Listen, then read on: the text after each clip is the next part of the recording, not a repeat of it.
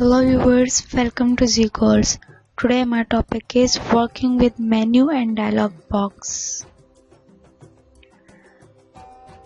Here we have menus. In the ribbon we have some active and some inactive options. Active options, we can make them stand out like cut, copy, and the paste can't stand them now. We have three types of menus.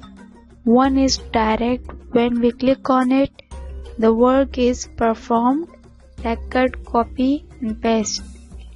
The second one that has sub options, and if an arrow like that was marked, that would mean more options. For example, I click on it,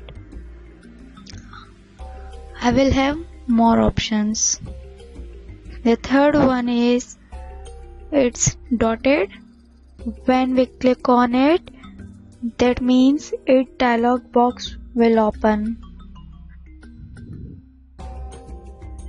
So it was today's topic.